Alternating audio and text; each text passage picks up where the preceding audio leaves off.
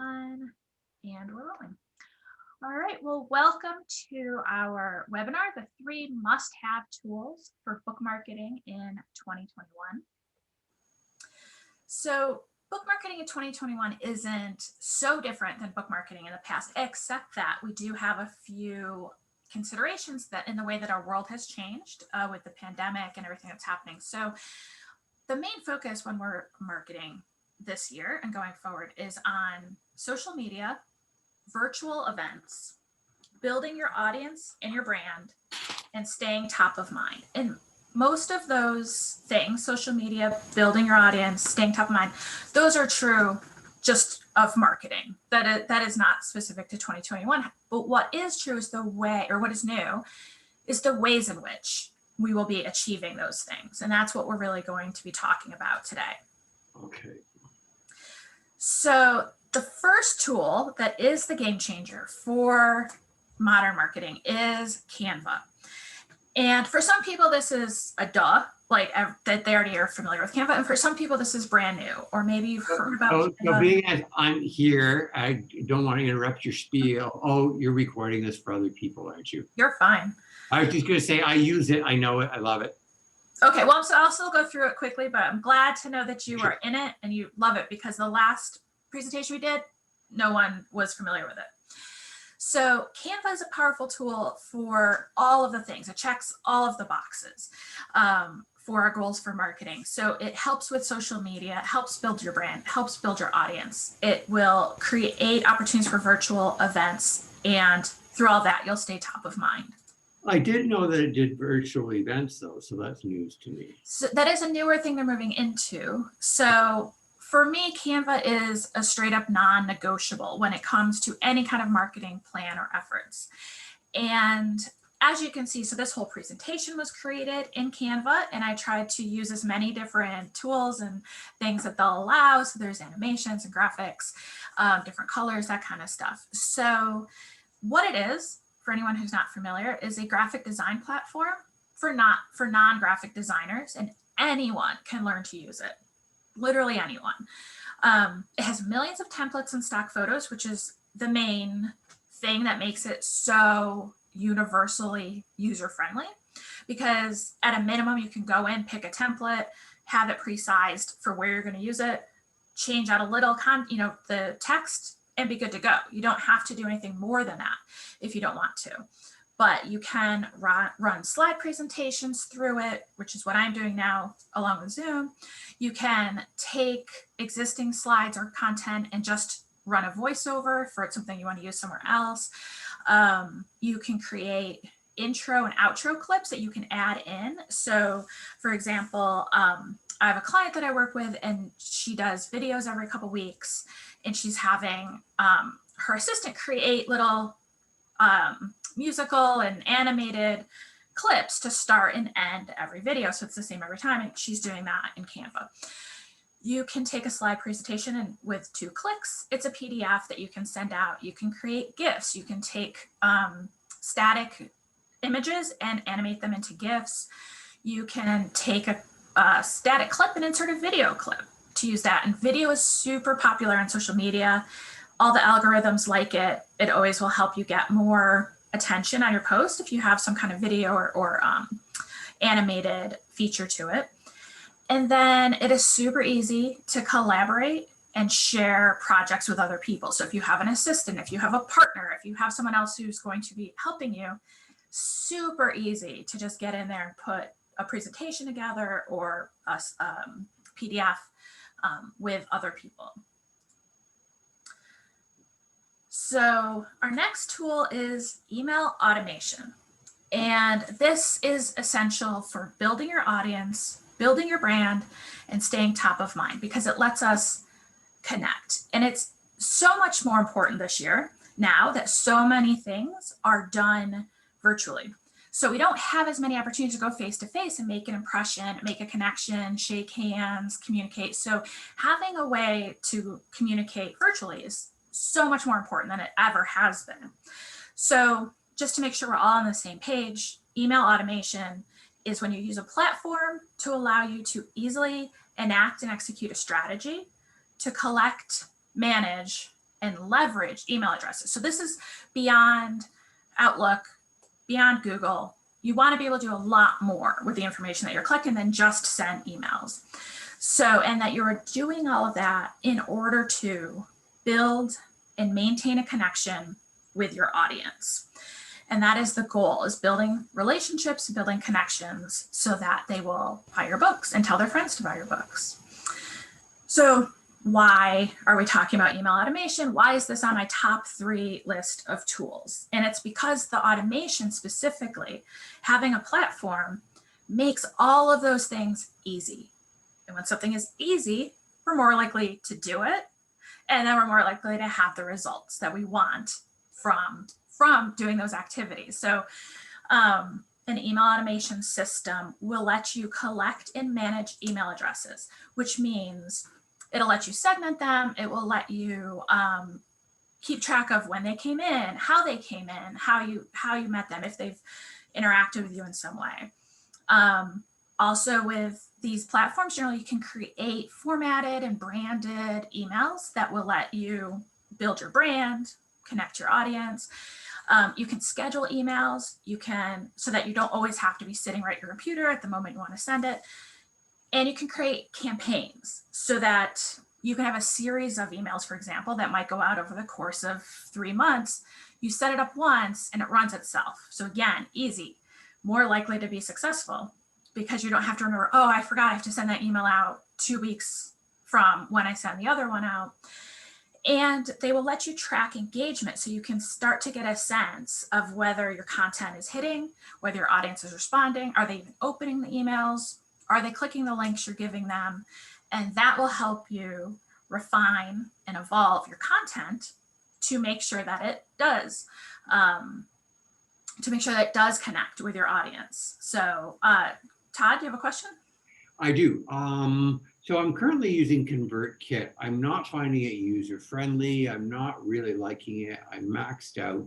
Are you making any recommendations? And now I'm not using, hang on a second, it's not from particularly my book marketing right now. So I'm a registered psychotherapist. I use it to stay in touch with my patients and follow up like that. But I also have a different series or sequence for people that buy my book. But I'm not happy with it. I left MailChimp because it wasn't, about 4 years ago, 5 years ago, it wouldn't do enough for me. I know they've changed since then. Constant Contact terrified me because of its complexity, and I couldn't figure it out. I didn't want to have to bring on somebody full-time to do that. I have not looked at Flowdesk or ActiveCampaign. So yeah, so everyone kind of has a different opinion of what is a good or an easy to use or the right kind of system. So like, one person loves MailChimp, one person hates it, one person loves Constant Contact, one person hates it. So there's a little bit of, it's a very personal decision. However, I will say I have not personally used Flowdesk, but I have a client who uses Flowdesk, and she loves it. And she says that it is like a more intuitive version of MailChimp, but with all of the capabilities that she needs for tracking and automating newsletters and being able to put buttons in and do all that kind of stuff. For a lot of people, ActiveCampaign is more than you need, because ActiveCampaign is a full-blown CRM, content management system. And so it certainly does all of the email automation that you could ever want and all of this audience segmenting and tagging, but it also does a lot more than that. For some people that's good, and some people that's overwhelming. The best advice I would give is to look at these systems again with an open mind. Look at MailChimp again. They have evolved. It's almost unrecognizable from what it was like 2 years ago. They've added a lot of automations. They've made some stuff easier. They've also made some stuff a little bit less intuitive, I think, but also change is always hard. So look at Constant Contact. Judy, I let you talk about Constant Contact. Right. And Constant Contact just went through a major revamp. It is a lot better than it was. I've been using it for 10 years, and I have clients who are authors, who are also business owners. What I like about Constant Contact is you can talk to a real life person, which is not true with most of the other systems. And I too tried MailChimp and Convertkit. I found things about them that I thought were good, and mostly I didn't like MailChimp, so I kind of didn't go there. Convertkit is it's difficult. The interface is difficult. It'll do everything, but trying to figure it out it's closer to Aweber, which is very system-y than anything else. But Constant Contact now is not just focusing on email, it's focusing on what's your whole marketing picture look like. So you can create landing pages, you can do your email, you can do the automations, you can segment your list. But like I said, my real kicker on this is that you have access to a person or people for about 12 hours every day. And I think that's invaluable. Plus, they keep improving it. And I use it for event registration as well. So I'll create an event, send out, we're doing we're doing a webinar like this, register, here's how to do it. So I think it's very good. It's gotten a lot better. And visually, it's a lot more pleasant than anything else I've worked with. All right, so tool number 3, video conferencing platform. So most of us know Zoom, and that's generally what we think of. But there's a lot of other ones out there, and there's a couple things. But this is going to be an essential piece of your marketing strategy for 2021, and I would say beyond, because it's not just going to disappear and go back to normal, back to before. So having a video conference platform plays a role in helping you to build your audience. Obviously, it runs your virtual events, helps you stay top of mind by giving you a platform for connecting with people, and it'll help you build your brand by giving you access and by giving you visibility with your group, with your audience. So there are a lot of, gosh, my mouse is all over the place, clicking all kinds of stuff. So video conferencing, it's essential. It's essential now, and it's going to be, because it's not going to go away. This need, or this realization that virtual connection is an option. So we've all been introduced to it, whether we wanted to be or not, after the pandemic, but we have now realized, like, this works. This is actually really convenient. Now I can be part of a book club on the other side of the country without any effort, without having to fly across the country. I know I have a colleague who works in PR, and she's been booking her authors on shows all over the country because everyone finally was willing to use Zoom, and in the past they wouldn't. Morning shows and news shows would not do virtual guests, and now she can get her guests on 3 and 4 shows a day because they just sit in front of their computer and hop in and out. So it really does need to be something that we embrace and that becomes a part of our system. And it lets us do all these things. You can hold readings, you can hold your launch parties, and a nice benefit being, if you have registration, like on Zoom, that you'll collect their email addresses, which funnels back into your email automation system. You can, like I said, visit clubs. You can deliver a webinar around the topic of your book. So if you're writing a nonfiction book and you have information to share, that's a very powerful way to connect to people and promote your book. And you have the opportunity to be at virtual conferences and be interviewed. But the real key point is not just to know that video conferencing is out there, not just know, but to actually become familiar with the platforms, to try some of them, if you're going to host something, if you want to host a conference or create a virtual launch party, you want to make sure you've used the system. So let's just say Zoom, it's the most common. So host a practice run. See if you're going to need someone to help you manage, to be a co-host. See if you're going to need to change any settings, do any of that kind of stuff. Because what I have seen happen a lot is people, I'll host this Zoom event and that's great. And I've been on a million Zooms and I've clicked the links and gotten in. But then all of a sudden when you're in charge and you're running it, you realize, like, oh wait, I can't keep track of the chat while I'm trying to present, and you need a co-host, or you have a setting that's not correct. And so something gets changed in the way that people can interact. Or as simple as you can be starting your presentation and suddenly start questioning, is this recording right? What's this going to look like when it's done recording? And get anxious and get distracted. And that's just not a pleasant way to go through your event. But it's a real thing. And I think that so initially everyone who was not familiar with online virtual events was very nervous. And then everyone's sort of like, oh, Zoom, everyone can do Zoom, whatever. And then kind of like, oh no, got stuck in headlights when they realized maybe they weren't as good at it as they thought. So again, like do practice runs, have your friends get in there with you. You can do a lot of stuff without having anyone in the meeting with you. You can just get on by yourself and click around and settings and that kind of stuff. So that's really the main thing to remember. And so there are a lot of video platforms that we can choose from. Zoom, like I said, most common. There's also Google Meetings. There's Wonder, which is new and has some different options, and Hopin. So Wonder and Hopin are new, and I think that they are better suited for interactive event conferences, possibly parties.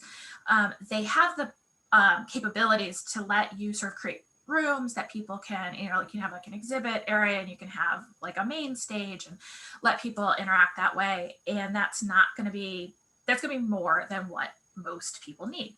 But if you decide one of your strategies for marketing your nonfiction book is to host a conference on the topic of your book, one of these platforms may be of interest to you. So there's also, at the very low tech level, we have Facebook Live. You can just hop on your Facebook page, run a live thing, have people can interact or just come view the video later. And Facebook Rooms is sort of like Zoom came into Facebook and like set up a space. So you've probably seen it if you're on Facebook and you have profile, it's always asking you like, do you want to create a room? And it's one of the options on every post. And so that's essentially the same thing.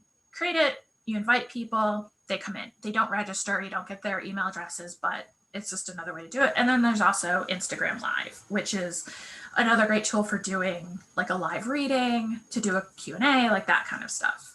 And Todd, you had your hand up? I did. Just a quick question. So because I'm a registered psychotherapist, and are you folks Americans or Canadians? Americans. Oh, okay, so I'll speak in your language. So you have something called HIPAA down there, which is your Healthcare Privacy Act. We've got an equivalent up here. And so when because my, I mean, that's my book, Transforming Anxiety. Mm-hmm. And one of the things about this is often I have patients come in to my thing. So although I'm not really considering it a treatment, I don't want to get myself in trouble. Zoom is $200 a month to be compliant, which is just insane. Google Meetings, I understand, is a little better. Do you know whether, certainly Facebook and Instagram probably are not compliant. Yeah. Any idea on WonderMe or Hopin? Because I've never heard of them. I would bet they aren't either, in part because they're new and they're just sort of finding their footing and finding their place in the market. And I think they're very focused on conferences. So that's what they're looking at. Google Duo, which I think is a little bit different than Google Meetings. I know that that's what like our doctors use here for virtual telehealth is Google Duo. So really? It seems like that might be, it's an app that you can put on your phone.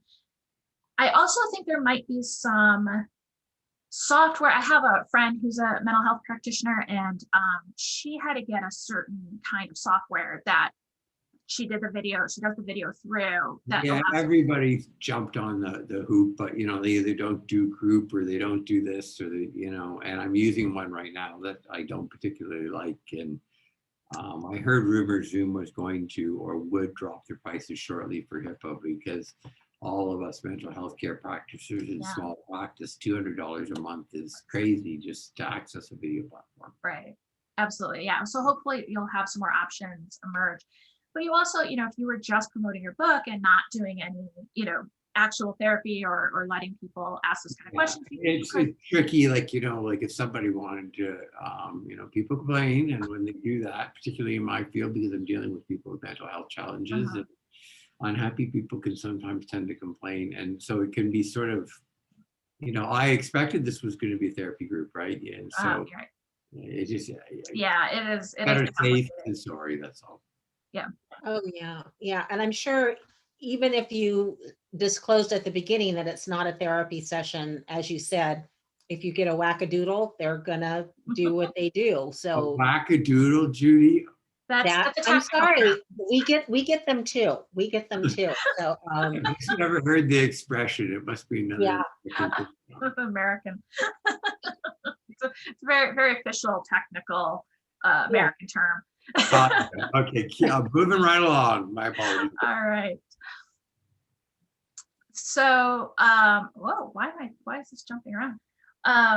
So that was three. I'm sorry. So, so this presentation is presented by Book Marketing Society, which is a service that Judy and I have created to provide book marketing support to authors on a monthly basis. So it's a membership program so that you have a steady flow of information, motivation, access to resources, and a community to interact with, and the ability to design your own membership experience. So we present workshops like this, but we go into a lot more detail and a lot more application of the stuff we talk about every month. And then at different membership levels, there is other options for connecting with us and connecting with each other. And let me back up because for some reason I keep skipping. So we have 3 different membership options. I'm not going to spend a ton of time on this because you'll get this recording. You can go to the website, but just to give you a sense that we have different options depending on where you're at, and everything is very focused on helping authors to survive the marathon that is book marketing. It's endless. It goes on and on, and it's important to have consistent, creative, and energetic attention to market your book to achieve your goals. And so we wanted to create a way to provide that.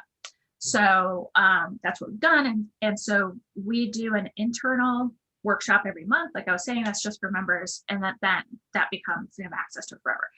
So yes, Todd. So is this restricted just to marketing, or does it also include publishing stuff, like where to publish, how to get published, whether you want to self-publish? Do you do that end of it? We do as a part of being a member, because that's my background. So I'm a publishing expert and Judy is the marketing expert.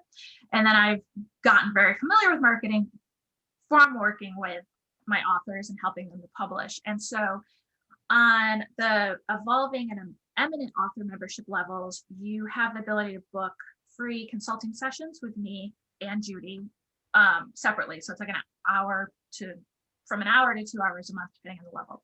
So if that's what you want to talk about with me, we would 100% be able to do that. Also, we have a Facebook group, and I will put content in there, answer questions. The main thrust of it is membership, but once you're a member, you'll have access, ask the questions, and when there's enough interest in a topic, we'll go all in on it. All right. So we'll create, if I have enough people asking for, pros and cons of self-publishing, for example, I'll do a workshop, and, everyone will be able to come. So, well, I have to suggest, because I perhaps missed it coming in a bit late in the webinar, but I didn't hear your background. So it might be helpful for you to share that now, so that, yes. Those of us watching can know that, like, you're coming from a place of authority. So earn that right. Go for it, ladies. Absolutely. That's a very good point. So I don't think I actually introduced myself at the beginning. So I'm Meredith Eaton, and I'm the CEO of Eaton Press. I've been in the publishing industry for about 10 years now. And I started out working, running a small independent press that worked primarily with fiction authors. And then about 4 years ago, I closed down that publishing imprint and went all in on Eaton Press, which works specifically with nonfiction writers who are publishing books to advance business objectives, so to help their businesses grow and get speaking engagements and all those kind of things that are tools that a book can do for you. So I've worked with dozens of authors at this point and helping them to write and publish and then market their books. When I was running my small imprint, I did a lot of focus on the marketing and realized that most authors didn't know a lot about marketing and didn't fully appreciate the amount of marketing that was going to be required. Whether you self-publish or traditional publish, nowadays the author is still required to be central and super engaged in the marketing of their books. And so many authors just didn't appreciate that, and they didn't like it, and they didn't want to believe it. So that was kind of what led me. So when I started Eaton Press, it was easier to make the case because I was dealing with business owners and service professionals who understood that you don't get anything if you don't get out there and get some visibility on your product and services. And so we kind of evolved from there into the Book Marketing Society, which was Judy and I talking about how do we help, how do we solve this problem, how do we connect with people, with authors, and help them connect with each other, because while we have a lot of experience and information, we haven't tried everything in the world, we haven't had every idea that we can have. And so we thought if we get everybody together, and then if people can share their ideas and they can share their wins and they can problem solve together with the background of two subject matter experts supporting them, we thought that would be a really cool opportunity that we could provide. So now, Judy, I'll let you give your bio. Thank you. Well, Todd, my background, it's really funny. Both Meredith and I studied organizational development before we went into what we're doing now. And I took that information about how systems work, how people work in systems, and I applied it to graphic design because I had always had a love of typography and how things work. My business started over 40 years ago, and I focused initially on small businesses and developing their brand, looking at how they appeared in the world. But I was very consultative in the way that I worked with people. So I asked, what are your goals? Not my goals, what are your goals? And then figuring out what solutions would fit your needs. I applied that same information as I shifted from doing so much hands-on design into focusing on the marketing end. And about 10 years ago, I realized all of my clients not only used my design and marketing services, but they were all authors. And I had a mix of nonfiction and fiction, but primarily nonfiction, and looking at how, I think Meredith and I both agree on this. The old model of having this big splashy book launch is a bunch of baloney, because your book is going to be out there forever. You have the rights to that book, whether you publish with a small press, a big press, or you self-publish. And so we're looking at how can you disseminate your information as an expert, what makes sense, building your brand, starting with small steps. I am an advocate of this, not trying to do too much too soon, but when you start your marketing process before your book's published, you're making sure that your audience is ready for that book and is more likely to buy it. It's all about building community and connection. The conversations you have with your readers will affect whether or not they take action. And so that's where I'm coming from. Being yourself, being mindful in the way that you market, and that you don't have to be everywhere. So that's my background. Okay, thank you. Mm-hmm. So, my gosh, my mouse is all crazy. So this month we're offering registration bonus. Every time we do a webinar, we're asking people to attend a little bit of a bonus for registering. So we're doing a buy one, get one. So if you sign up and you have a friend sign up, then you will each get an extra 30 minutes of consultation time with myself and Judy. And so that's separate. You don't have to do it with us together. So it's 2 separate 30-minute sessions. In addition, so depending on the membership level, you already get some access to us, and then this would be in addition to whatever you bring in. So that is it. If you have any questions, we'd love to hear from you. If you have any concerns, not just about Book Marketing Society, but about marketing your book, about what I do, what Judy does, any way that we can help you. Follow-up questions to this presentation, when you go think about it or watch the video and you have a question, please don't hesitate to reach out. We'd love to talk and help you on your journey in any way that we can. All right. Thank you, ladies. I very much appreciate it. Thank you. Thanks for attending and getting. All right. Stay safe wherever you may be. We'll Thank hopefully you. see you on the other end of a vaccine. Yes, indeed. Absolutely. Take care. Bye. Thank you. Bye-bye.